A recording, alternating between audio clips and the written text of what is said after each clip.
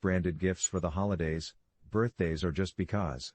Visit us at www.thebreakstore.com. Hit the right black Get in Touch button.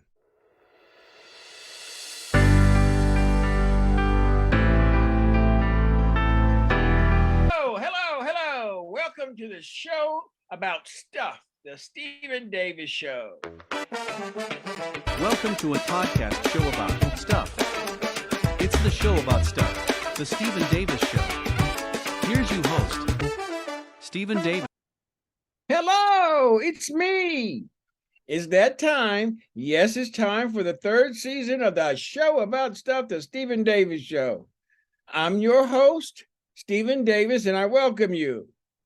Today, my special guest, Dr. Hattie Washington, is nationally recognized for her work in education, in foster care, and nonprofit arenas. For over 22 years, she served as a tenured professor and made history as the first female vice president at Coppin State University in Baltimore. She also founded and operated On Hattie's Place, a home for abused foster boys with special needs. And she's an author. I am proud to finally have her on my show. I've been trying to get her for so long. Welcome, Dr. Washington. How are you? So I tell the Maryland State Department, thank you so very much, but I'm going to go back to Norfolk. How much are they offering you? So I told them that we're top that because we're gonna. So back and forth. And so I tell the president of Norfolk State, I really appreciate that. But since my father's in Maryland, he's getting old, I'm gonna, how much are they offering you? So I said, I didn't tell the amount. He said, look, President, look around Norfolk State and pick any job you want, except mine. I knew he was going to say that. I said, excuse me? Look around Norfolk State and pick any job you want. I said, suppose somebody has the job that I want. He said, I said, look around Norfolk State and pick the job that you want. I said, oh, I really can't do that. So anyway, make a long story short, I took the job at the Maryland State Department of Education, where I was the state specialist, and my job was to evaluate the superintendents across the state of Maryland. And I had 6 counties: Charles County, Cabot County, Baltimore County, Howard County, Montgomery County, and Baltimore City. That's what evaluate the superintendents. Make sure they were adhering to the federal mandate for Title I, Chapter 1 schools with that supplement money, make sure they weren't supplanting the money. So I had to go across the state and evaluate those schools. So I ended up staying in Maryland, but the president said to me, he said, okay, every year I want you to come back as an eminent scholar at Norfolk State and share your knowledge, share your experience, and help us to do the train of trainers. So he pulled together a group of teachers called the train of trainers, that I would train these train of trainers, and they would go out and do the things that I was able to do with students and what have you. But he said, you always have a job at Norfolk State. That's a wonderful feeling to know. So not only that you are loved and wanted, but that you have a job just in case you need one. Yes. I have a friend that was the superintendent of schools in Brooklyn, here in New York, and she retired from that as Brooklyn superintendent, and she took a job at a college. And on this particular day, the president of the college pissed her off. So she said to him, look, I can get food delivered to my house. I have my checks, my retirement checks come to my house. I don't need to take this. And the president quickly changed his ways towards her.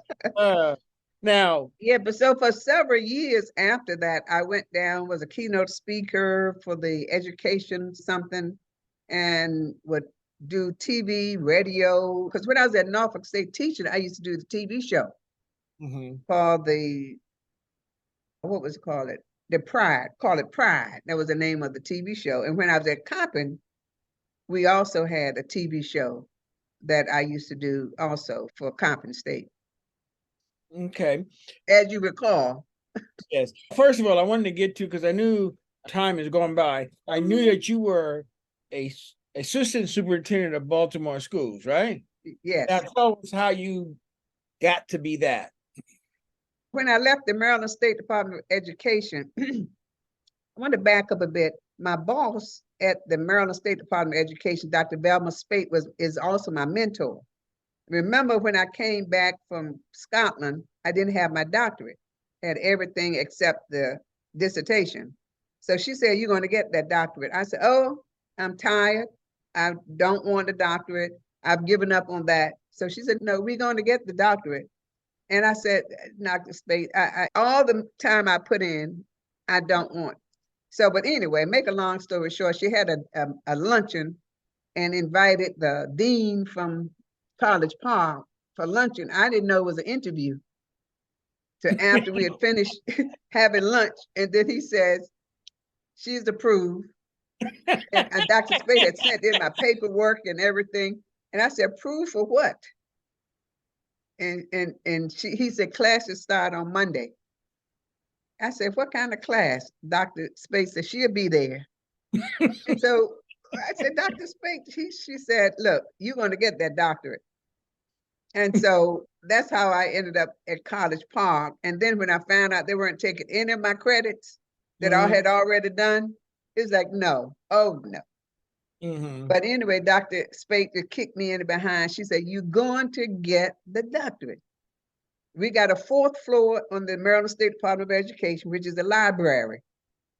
You got your 6 counties you're in charge of. You decide when you're going to go and so on, but I want you on the 4th floor and start studying. And that's how I got my doctorate. And I credit her with just being so interested in me finishing my doctorate. And that's how I finished. After I finished that and was at the Maryland State Department for 8 years, and I have to tell you some stories at the Maryland State Department of Education, being the only Black female assigned to Southern Maryland, where racist people are, and I'm evaluating the superintendent. And the superintendent was the president of all the other superintendents. And I got the nerve to write him up. So that's another story for another day. But after 8 years at the Maryland State Department of Education, I went to Bowie for 2 years. I thought it was time to do something else. I had done all my counties and everybody was good. So the Bowie of HBCU, and I was there for 2 years in charge of student teachers and a professor. Then I got the opportunity to come to Baltimore City, which was one of the cities that I evaluated as the assistant superintendent. So that was my challenging city of the 6 counties, and I was anxious to help them get out of compliance. They were in what they call a consent decree, where they were being sued by the federal government for not being in compliance. And I was trying to help them from the State Department standpoint. But when I was offered or asked to apply for that position, I thought, oh my Lord, I'm getting into from the hot water, what you call it, from the pot to the hot water, whatever. Frying pan from the pot to the yes, frying. because I knew they were in a consent decree. But if anyone could help them get, because I knew it from the federal level, because I was evaluating superintendents. And I knew it from a technical assistant point because I would tell the principals, the superintendents, what to do to get out of compliance or to stay in compliance. So I knew what to do, but it's going to be a lot of work. But anyway, I accepted the job. And I was assigned 30 schools, and I was in the northwest part of the county in a annex to Pimlico Middle School. And I stayed there for a year, helping my 30 schools to stay out of compliance and to be in compliance. And they did so well until at that time, Kurt Schmoke was the mayor. So he asked me to come to the headquarters, work directly with the superintendent, Dr. Walter Ampere, and help them stay in compliance or to get out of compliance because we were in consent decree. So that's how I ended up at Coppin State, to get out of the consent decree, because I wrote a grant with the OSEP, Office of Special Education Programs in DC, to get money so that first of all, there's a national shortage of special ed teachers. So you can't get out of consent decree if you're not serving special ed kids when you don't have enough teachers, right? So we had to come up with a plan. So I said, okay, you give me some money, I would train a cohort of 20 teachers a year for 5 years. That's 100 teachers. But all of the teachers had to consent to teach in Baltimore City for 5 years if they were given this master's degree at Coppin State, free and a stipend. But many of these were regular teachers. At that time, the idea, Individual Disabilities Education Act had just been implemented. You didn't have to teach special ed. You had special ed classes or regular classes, but these special ed kids were going to be integrated into the regular classroom. So all these regular teachers, I don't want to teach special ed. If I want to teach special ed, I would have majored in special ed in college. I don't plan to teach those kids and blah, blah, blah. But when I said you're going to get a master's degree free in special ed, but you got to teach at least 5 kids in your regular classroom, 5 special ed kids, and you got to stay in Baltimore City for 5 years, but you're getting a master's degree in special ed free and a stipend. All of a sudden, all these teachers, oh, I want to teach special ed. Oh, I love those kids. I got a nephew who's special ed. So we only wanted 20 cohorts a year for 5 years. So I had a partnership with Coppin State. And so I designed the course approved by the federal government and Coppin State. And then they wanted me to come to Coppin State to teach it since I designed the course. Yeah. So I said, okay, I come over for a year. Yeah, why not? Yeah, I came over for a year, supposedly on loan from Baltimore City, to teach this course so that we can get these teachers started to be trained. And the federal government said, wonderful, oh, wonderful. Baltimore City is getting out of consent decree. They're creating their own teachers. And then that wasn't enough. 100 teachers wasn't enough. So I wrote another grant for teachers' aides to get a BS degree in special ed. So therefore, they could teach special ed. And so there was another 100 cohort. And so I had to stay at Coppin another year to get that program off of the ground. And then after that, the president asked me, would I be special assistant to the president and then the vice president of Coppin State. But I still taught that one course the whole time I was vice president that I designed. Okay, all right. You remind me of what you just said of my daughter, because that's how she got her master's degree, is that she was working for Moody's investment firm, and New York City offered a master's degree if you come and you teached, and then gave you your salary. It wasn't a stipend. They gave you a salary, and you just had to teach for 1 or 2 or 3 years, something like that. Oh, wow. However long, I guess it took her to get her master's degree. And after that, she had a master's degree. Okay. And then she went down to Georgia. How she got to Georgia? She went to Georgia for something. And she went to this fair or whatever, job fair. And she started talking to this guy. And the guy said, oh, what kind of degree did you have and everything else? And he liked her so much that he said, oh, by the way, I'm the superintendent. You're hired. How about that? But I couldn't believe that she became a teacher. I told her, because she was working in business and she was doing okay. And so when she told me that she was going to go back to school to get her master's degree to be as a teacher, she said to me, but you're the one who taught me to give back. You're not going to say anything else to that. But that's what I tell people when they say, what you want to major in, what you want to be when you grow up. Most people are not doing what they went to college to do. You don't major in being a superintendent, major in being a vice president of a university. I tell people get trained and know how to think and know how to, every step of the way, you do all of you, do the best in that job that anyone's ever done it before, and put your thinking cap on and try to create structures. And that's what I would do.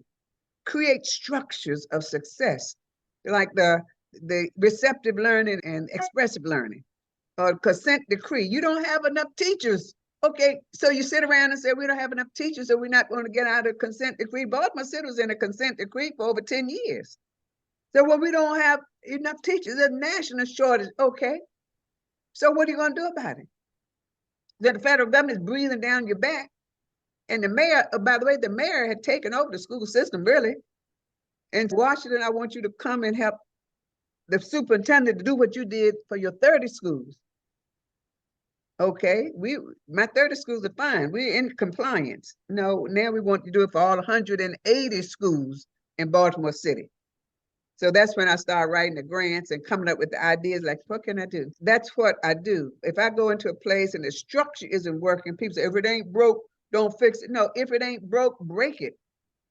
That's how you're going to create structures. When I go into school systems to be a consultant for a school system like East Hampton or St. Louis, they say the Black kids aren't achieving, but we got to do this and do this. Okay, we got to break this system. Because you don't have me to come in to change your school system at one keynote speech. I do a 3x3 contract. You have me to come 3 times a year for 3 days at each time for 3 years. That is if you want systemic change. If you want a Band-Aid approach, and I'll be the keynote speaker and do 1 year, but that's a Band-Aid approach to change. But if you want systemic change, my contract is 3x3. 3 times a year, 3 days, but you pay for 5, coming and going, and then 3 times a year for 3 years. And that way you're going to have systemic change. Part of my success in reaching kids is to know how to build structures so that it can be sustainable and maintained from a systemic point of view, as opposed to, we got too much Band-Aid stuff going on. Band-Aid stuff. And so I don't like Band-Aids. I like systemic change that if I leave, it can continue because I put the structure in place and it's not dependent on a person, but you have a program and a process that is dependent on the process, not Hattie Washington. See, some schools and executives crumble when one person retires. I just have a friend who retired from Haiti, came to the United States, and all of a sudden they call him back because nobody was trained to do the stuff with the World Bank that he was doing.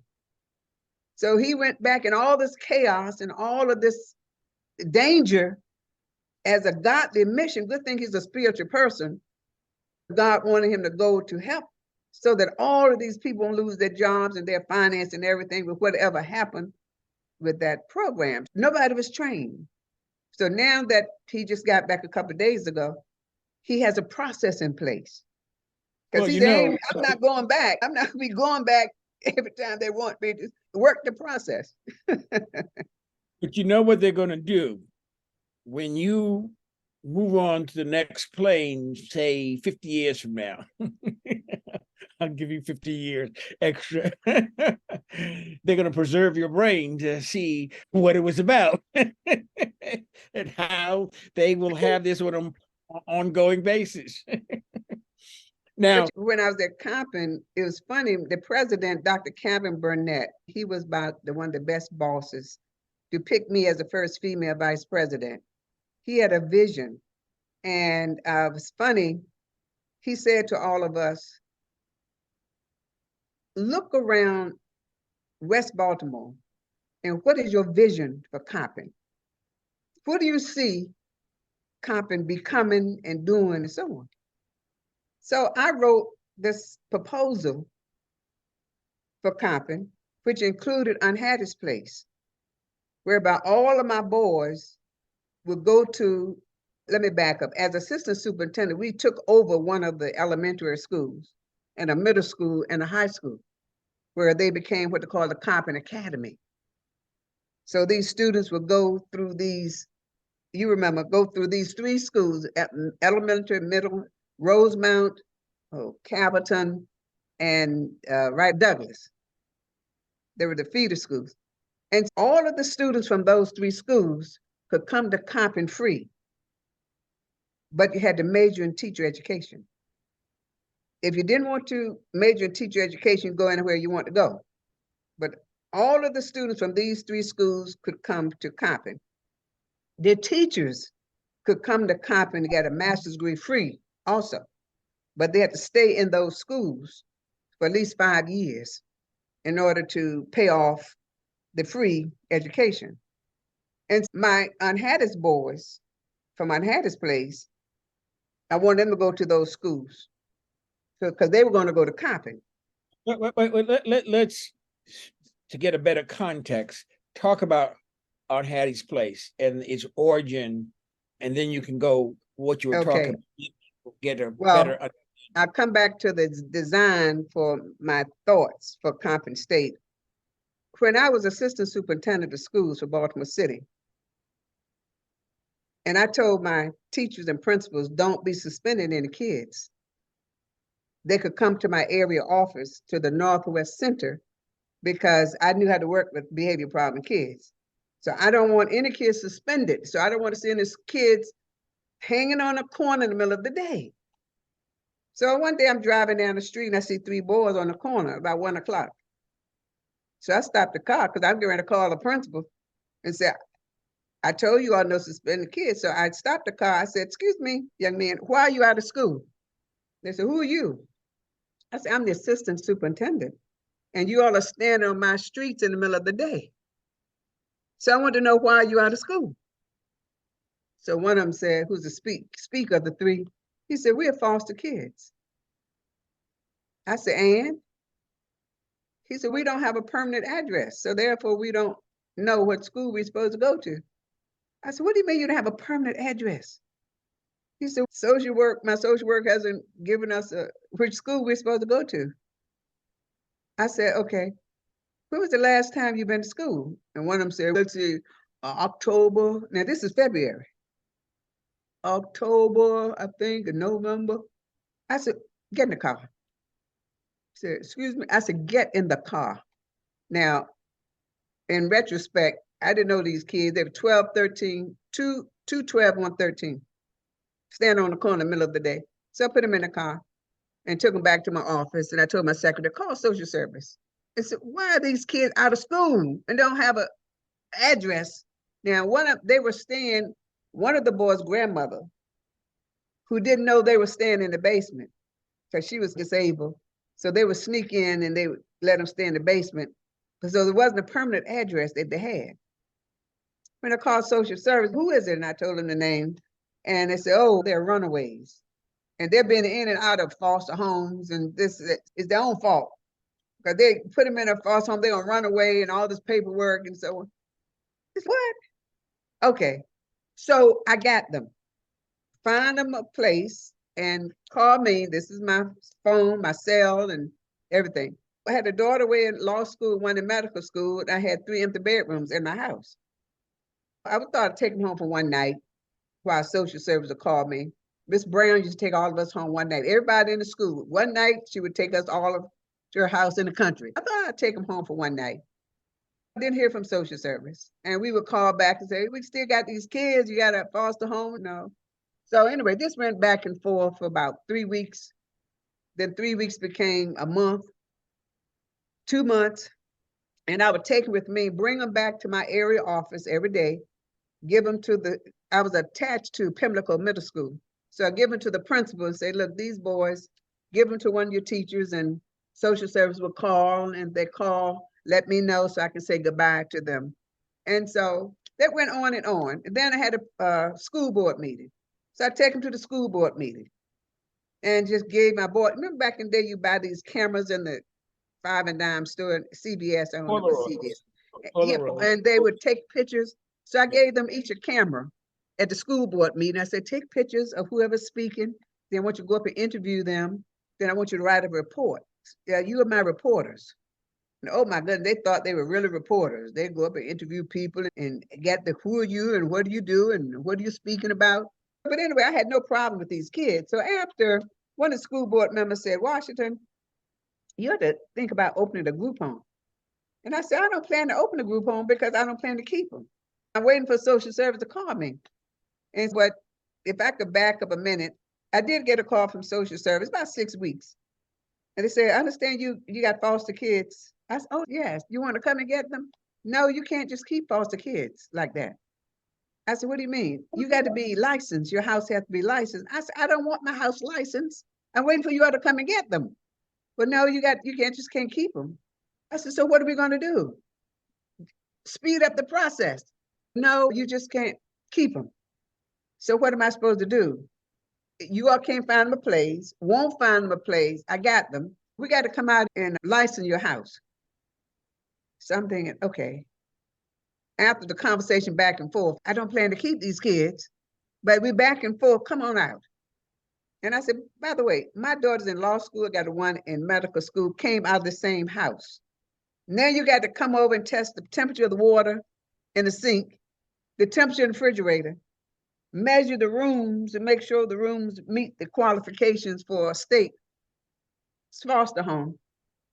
Yet these kids hanging on the corner, and yet you're going to come over and license my house? Come on over.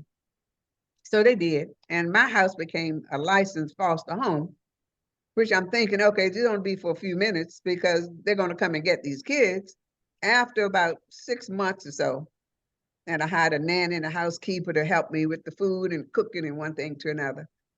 I decided with one of the school board members, said, you have to think about opening a group home. And I said, what's a group home? We have 24-hour staff that can help you do this and that and the other. Took me 3 years to go through all the state COMA regulations to write up this proposal. This thick, it's in my room in my office.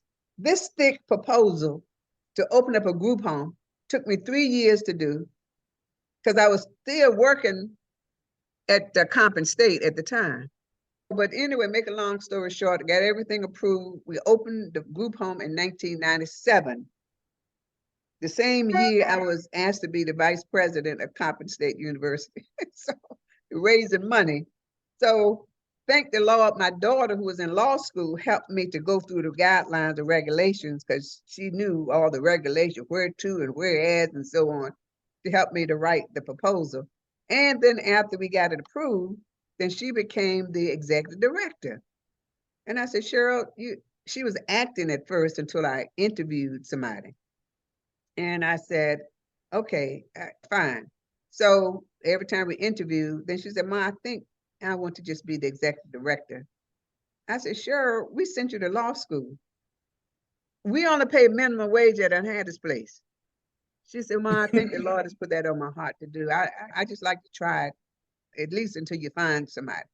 Well, I said to her, you got to be interviewed by the board. I just can't hire you because you're my daughter. So she went to the board and the board interviewed her. And then one of the board members asked, tell me, young lady, how would you feel taking orders from your mother because she's going to be your boss? So she thought for a second. She said, I think I've been taking orders from my mom all my life. She said, so that won't be any different. So they said, that's a good answer. So they hired her as the executive director. And I thought she'd do it for a few months because she's a lawyer. She just finished law school looking for a job to make some money. She did it for 6 years. 6 years. The best executive director I've had. And she would take these kids with her on the weekends, take them to the movie, take them to church. At that time, I only had 8 kids because we had one boys' home. And I said, Cheryl, I said, you got other staff on the weekends. You don't have to take these boys. She said, oh, I like it. He said, my boys. And I said, if you see a nice young man and he wants to marry you, he said, oh, I love that nice looking girl, but she got 8 kids. Oh, my Lord. So she said, I'm not worried about it. So, but anyway, she did it for 6 years, and now, thank the Lord blessed her with this beautiful job. She's the president and CEO of East Baltimore Development Corporation, the first Black female president and the youngest. And she's making big things down in East Baltimore, Maryland. And I must So, tell my audience that I remember going to on Hattie's place yes, and yes, meeting your daughter when she was executive director. yes. So she's done a marvelous mom. And these kids still keep up with her, keep up with me, the whole 9 yards. So that's on Hattie's place. But getting back to the proposal for Coppin, Mm-hmm. I wanted my boys from on Hattie's place to go through those 3 schools.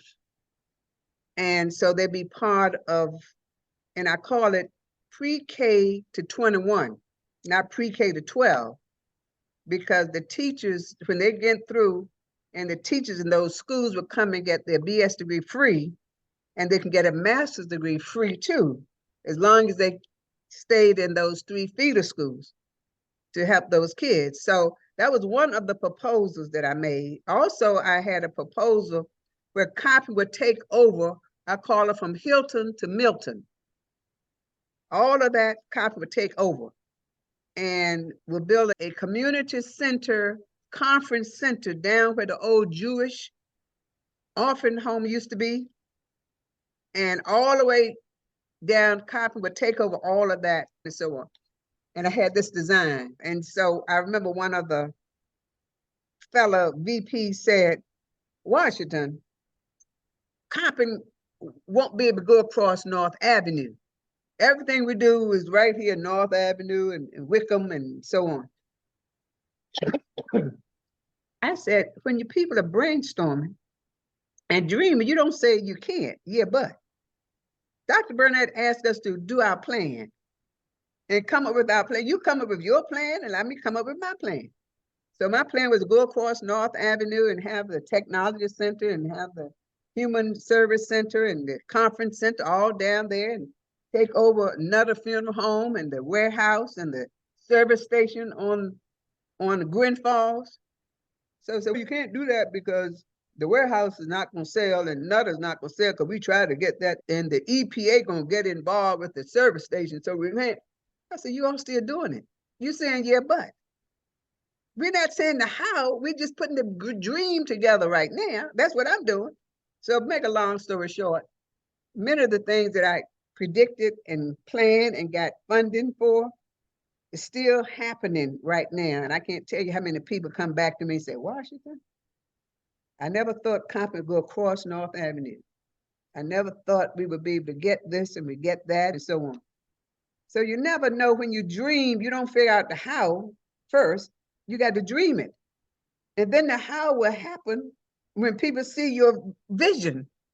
And then they say, whoa, I don't think that would happen, but hey, I like that vision. So when I look back now, some of the things that happened on the campus and the new gym in the same spot where the warehouse was and another funeral home. And I must say that, you remember we did the CDC?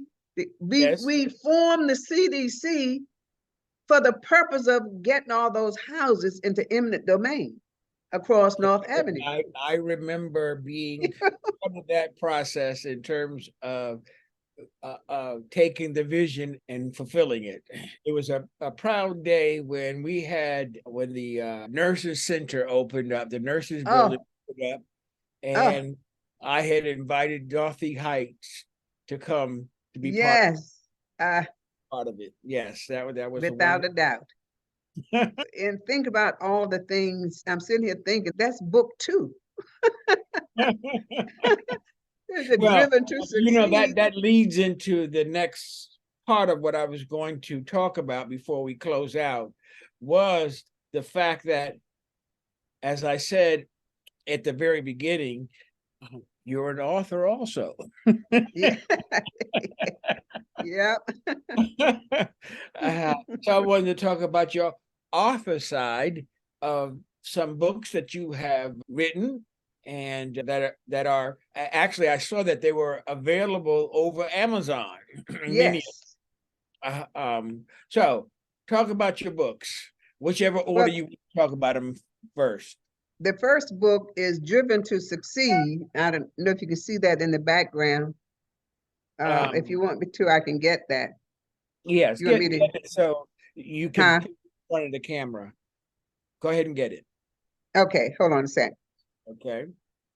The Driven book is a memoir, talks about my life and lessons learned through faith, family, and favor. Out of everything that I've done, my father always said, keep your faith and family, keep family close. And then, because you had favor with God. And so I always believed that I had favor, just like I was my stepmother's favorite kid. I was a pet, and I was the teacher's pet, I thought, Miss Brown. So I've always had favor with people somehow picking me out for some reason and making it. So the book talks about family, favor, and faith. And I come from my childhood, and I talk about building on Hattie's Place, how I did that, but I also talk about the Brown versus Board of Education, my hearing, how that impacted me, finding out that my stepmother was not my mother, they're closing the schools. And I remember saying, these people don't know me, because somewhere along the line, I said, don't want to go to school with white people. I'm thinking, we got some white kids across the road that we play with. They're our friends. We grew up together. So what white people don't like us? They don't know us. So if they get to know us, they would like us like these kids across their way. But anyway, I talk about that part, and I talk about how I reared my daughters as a parent, what were my discipline, positive discipline, and my techniques of raising them who want to be a doctor and lawyer. And then I talk about my mentors in my life that mentored me and what I took from each of them, something that I thought would remind me of my mother. Since I didn't know my mother, if I said my mother would be like Miss Brown as far as this, my mother would be like my stepmother as far as caring. My mother would be like Ms. Dr. Spade, who dressed to the T, conservative, but yet just very professional. Or maybe my mother would act like this person. So all through my life, I picked different women that I thought would be part of my mom.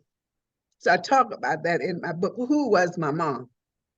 And then I talk about the deep, dark secret where my 90-year-old aunt, when I went to interview her, inquiring about my mother, and then she told me this other secret in the family that she had not told anybody in her life, and she's 90 years old.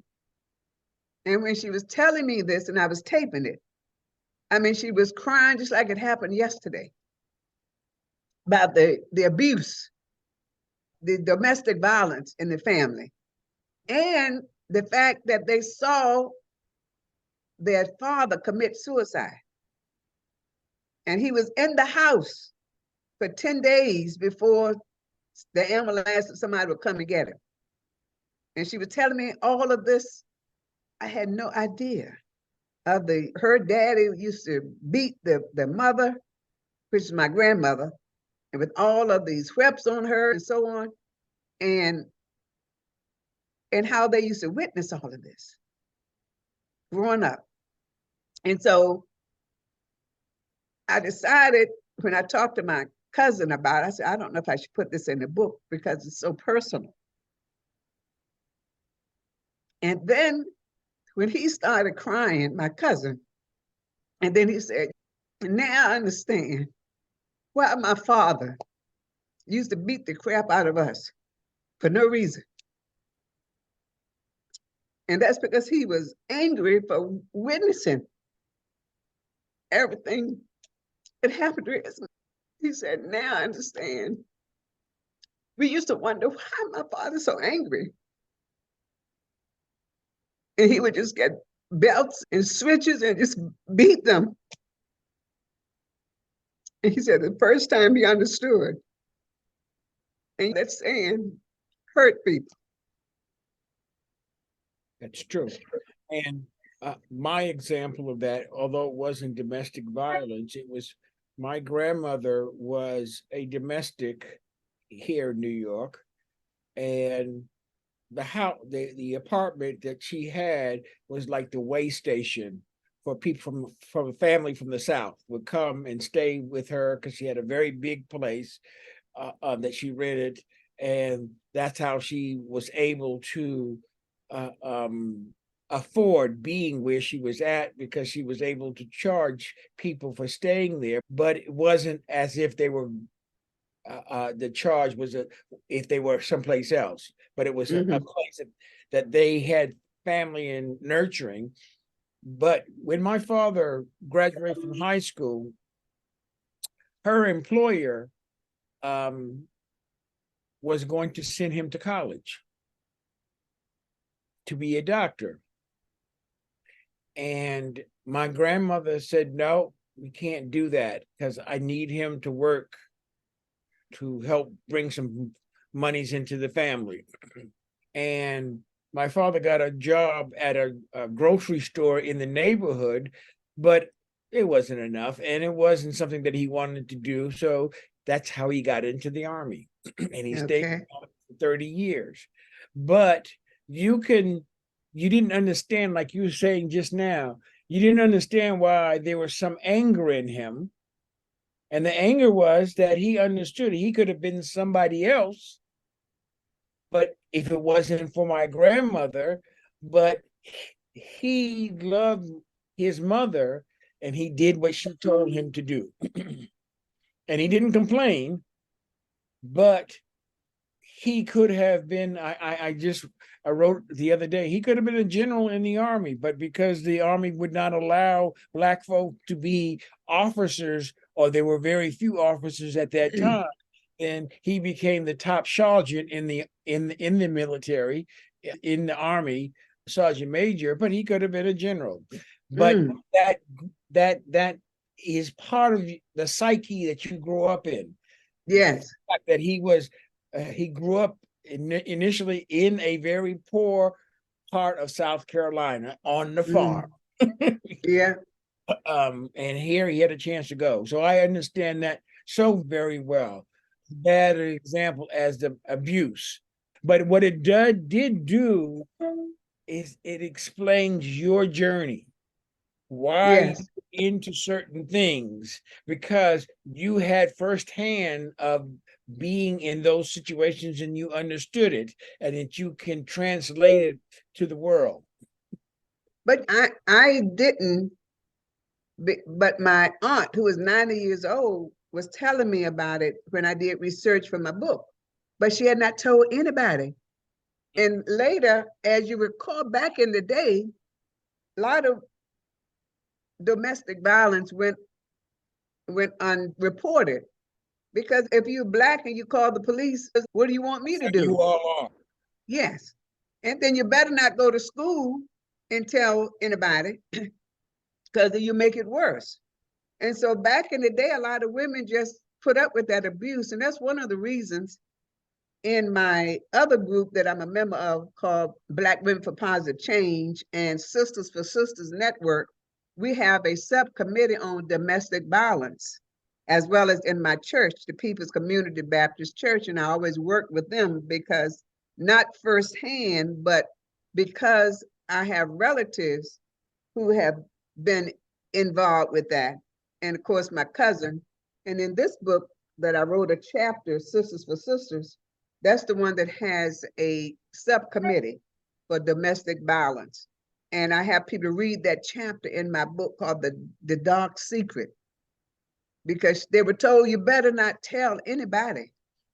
And people are so traumatized. Here she is, 90 years old, and never told anybody about that in the family until I interviewed her for the book.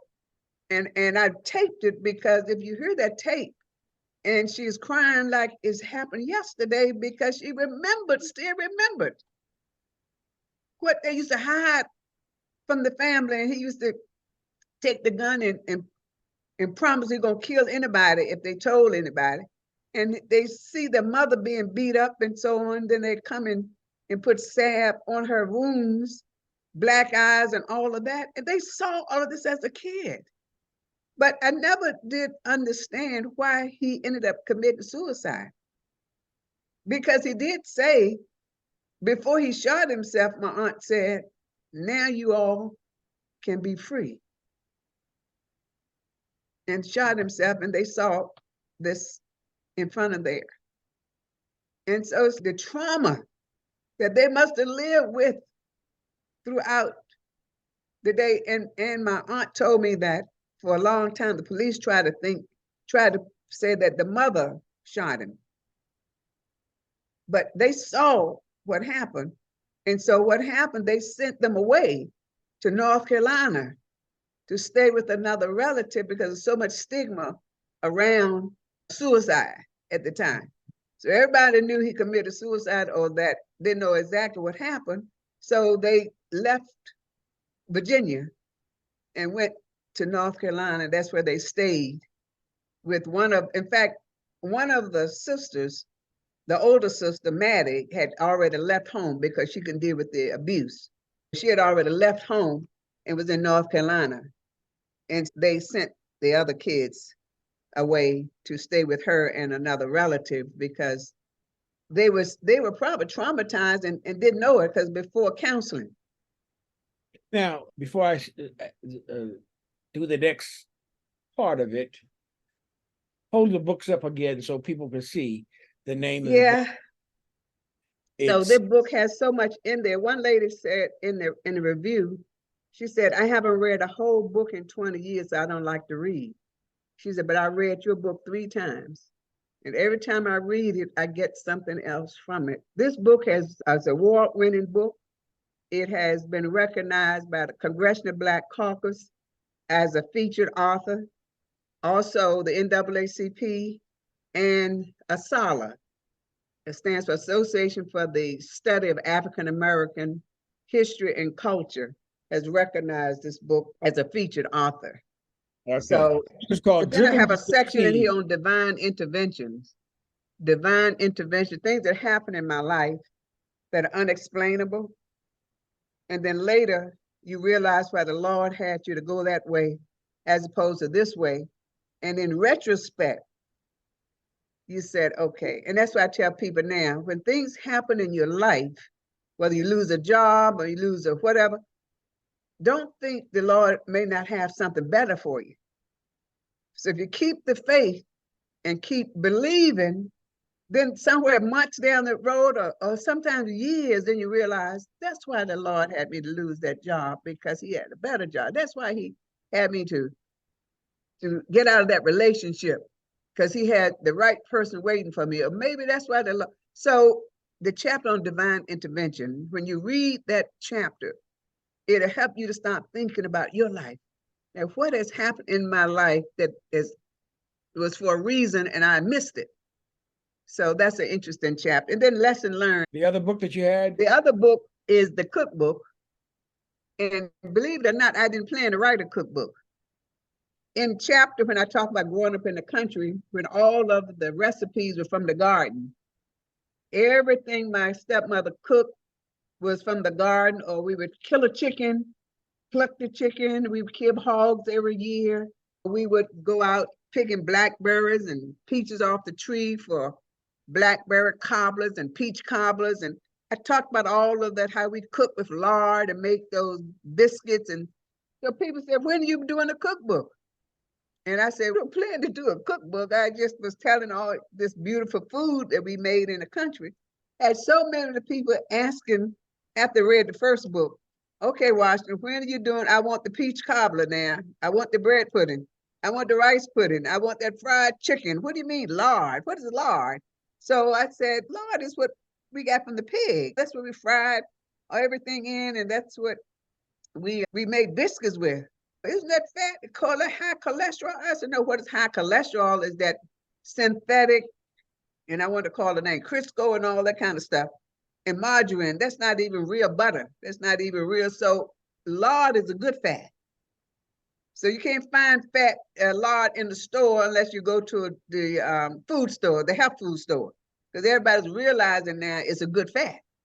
And so I was talking about that in the book. And in my cookbook, I have a whole section in the back on the difference between lard and cooking with good fats and bad fats. And so that was one of the things. This book has won 6 different #1 bestsellers on Amazon in 6 different categories.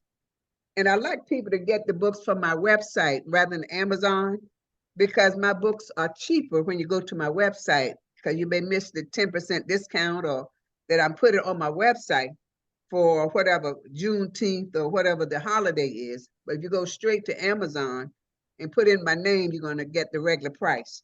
So if you go to my website, what's the website? The website, and I will The website put it on is also. www.drhattiewashington.com. www.d like in doctor, DRHN, which is my first Hattie in Washington.com, drhnwashington.com. And then you see all the books there. The Driven to Succeed book has been translated to Spanish. There's a whole story about how that happened. And every year when I go to Cancun, all of that, my books are in all of the 7 resorts, the Royal Resorts. And I have a book signing every year I go to Cancun with this book. And of course, they have these 2 books in the bookstores in Cancun when I go for my vacation. There's a story behind how that happened. Okay. I must tell you, this has been a very fascinating conversation. No interviews, a conversation. And I do appreciate from your beautiful home in Jacksonville. And it's been a pleasure knowing you all of these years. Thank you so much. Can I share a bit about my merchandise? Oh, okay. The D2S stands for Driven to Succeed. And I have a lot of merchandise when you go to my website, it's called The Driven Store.